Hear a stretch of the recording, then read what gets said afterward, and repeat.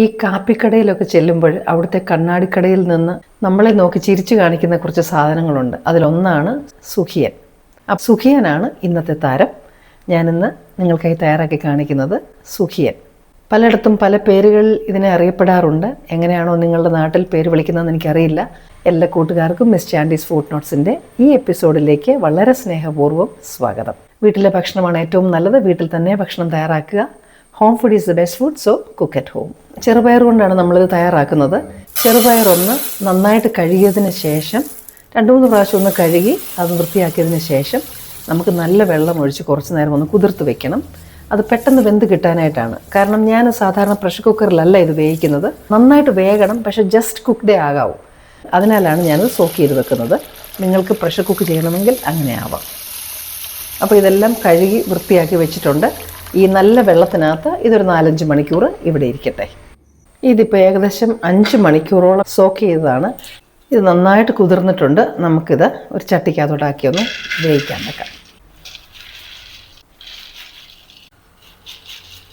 അപ്പോൾ കല്ലൊന്നും ഇല്ലാതെ ഇടഞ്ഞാണ് നമ്മളിപ്പം പയർ ചട്ടിക്കകത്തേക്ക് ഇട്ടത്. ഇതിലേക്ക് ഒരു 1/4 ടീസ്പൂൺ ഉപ്പ് ചേർത്താൽ വേഗം താമസിക്കുമെന്ന് പറയുന്നതിനകത്ത് കുറച്ച് കാര്യമുണ്ട്. ഉപ്പ് ചേർന്ന വെള്ളത്തിൻ്റെ ബോയിലിംഗ് പോയിന്റ് കൂടുതലാണ്, അതുകൊണ്ടാണ് അങ്ങനെ പറയുന്നത്. പക്ഷേ സാരമില്ല, നന്നായിട്ട് വേഗം. ഇതിലേക്ക് വെള്ളം ഒഴിക്കാം. ഒരു മീഡിയം ഫ്ലെയിമിൽ നമുക്ക് പയർ വേവിക്കാം. ഒരുപാട് തീ കൂടുതൽ വെച്ച് കഴിഞ്ഞാൽ പെട്ടെന്ന് വെള്ളം പറ്റിപ്പോവും, പയർ വേഗത്തുമില്ല. എന്തായിരുന്നാലും പയർ വെന്ത് കഴിയുമ്പോൾ ഞാൻ പറയാം കറക്റ്റായിട്ട് എത്ര വെള്ളം വേണ്ടി വന്നിരുന്നു എന്ന്. വെള്ളം ഇങ്ങനെ പറ്റി വരുമ്പം ഒന്ന് തുറന്ന് നോക്കണം ഇടയ്ക്ക്. വെള്ളം കറക്റ്റായിട്ട് പറ്റിയിട്ടുണ്ട് ഇപ്പോൾ. അപ്പോൾ ഇത് നമുക്ക് വെന്തോന്ന് നോക്കാം. ഇതിപ്പം നല്ല കറക്റ്റായിട്ട് വെന്തിട്ടുണ്ട്. തേങ്ങയൊക്കെ ചേർത്ത് വരുമ്പോഴത്തേന് ഇത് നല്ല പരുവത്തിനിരുന്നോളും. 5 മണിക്കൂർ സോക്ക് ചെയ്ത പയറാണെങ്കിൽ സെയിം എമൗണ്ട് ഓഫ് വെള്ളം ഒഴിച്ച് കൊടുത്താൽ മതി. അഥവാ എന്തെങ്കിലും ഒരു വ്യത്യാസം ഉണ്ടെങ്കിൽ കുറച്ച് ചൂടുവെള്ളം കൂടി ഒഴിച്ച് കൊടുത്താൽ മതി. തീ ഓഫ് ചെയ്തു.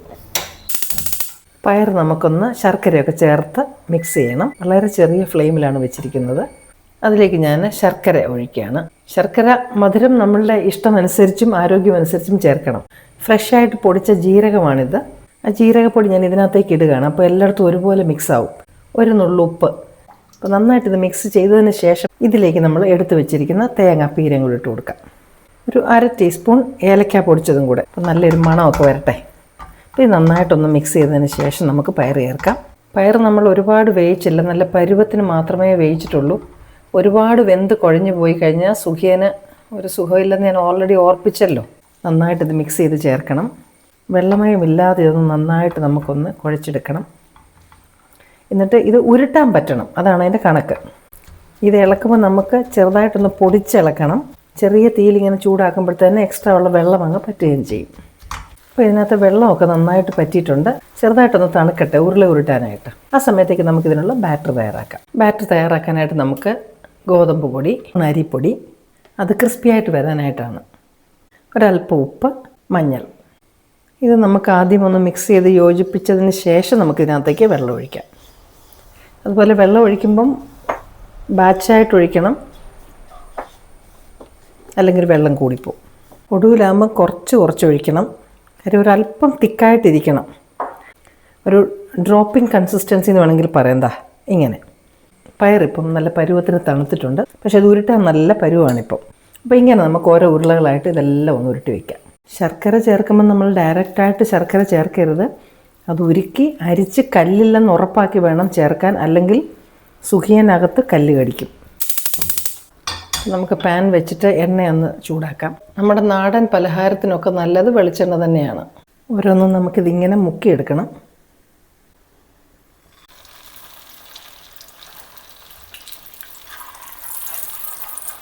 എന്നിട്ടിത് തിരിച്ച് നമ്മളിട്ട് എല്ലാ സൈഡിലും നമ്മൾ ഒരുപോലെ ഒന്ന് മൂപ്പിച്ചെടുത്താൽ മതി. ഞാൻ ഒരെണ്ണം ക്ലിയറായിട്ട് നിങ്ങളെ കാണിക്കുന്നതേ ഉള്ളൂ. ഇങ്ങനെയാണ് എല്ലാം നമ്മൾ വറുത്തെടുക്കേണ്ടത്. ഒരുപാട് മൂത്ത് പോകാനും പാടില്ല. അപ്പോൾ നമ്മുടെ സുഖിയൻ ഇങ്ങനെ നമുക്കെല്ലാം വറുത്തെടുക്കാം. എണ്ണ നല്ലതുപോലെ ചൂടായി കഴിഞ്ഞാൽ പിന്നെ അതിൻ്റെ തീ കുറച്ച് വെക്കണം. അപ്പോൾ ഇതെല്ലാം ഒരുപോലെ മൂപ്പിച്ചെടുത്താൽ മതി. തിരിച്ചിടാം നമുക്ക്. മൈദയ്ക്ക് പകരം ഗോതമ്പ് പൊടി ഉപയോഗിക്കാമെങ്കിൽ ആരോഗ്യത്തിനോട് കുറച്ചുകൂടെ നല്ലതാവും. ഇത്രയേ ഉള്ളൂ സുഖിയൻ ഉണ്ടാക്കുന്ന പരിപാടി. കാപ്പിക്കടയിലൊക്കെ നമ്മളെ നോക്കിയിരുന്ന് ചിരിക്കുന്ന പഴയ സുഹൃത്താണ് നമ്മളുടെ സുഖിയൻ. ഇത് മൂക്കുന്ന ഉടനെ നമ്മൾ തീ ഓഫ് ചെയ്തതിന് ശേഷം നമുക്ക് ഇഞ്ഞെടുക്കാം.